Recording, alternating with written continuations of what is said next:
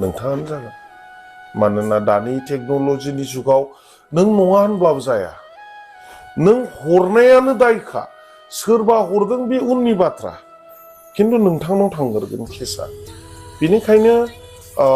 दा जे जाबाय बिथाङाबो जि मोजाङै बुंबाय आं दा बेलासियाव बोखारजोबगोननो ओंखायनो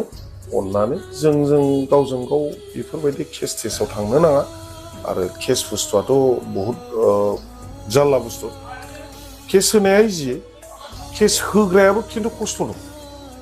बे नङा जे केस होजाग्रायासो खस्थ' होग्रायाबो खिन्थु मालाबाबो सान्थियाव थानो हानाय नङा मानोना टाइमाव फैबाय थानांगोन नंखायनो केसावथ' थांखानाय नङा जों ओंखायनो गुरैयै आर'ज गाबबाय नोंथाङा जाहाथे बेसेखिनिखौ मावो आंखौ नोंथाङा जुदि मोजां मोनोब्ला प्लिज रिकुवेस्ट गोसोजों नोंथाङा बे माबाखौ दिनैनिफ्राय एडिट दा खालामसै बिथांनि थाखाय नों मोजां कमेडि माबाफोर बानायबा नेकेटखौ गारथार आरो एबा सोरबा हिन्जावनि बडिखौ होनानै बिनि खर'खौ नाय बे बुस्थुखौ गारथ'दो मानोना बे मानसिया बिराद सिरियास जाबाय दा थेंक इउ बयनिसिम नायगिरि आंनि टिएन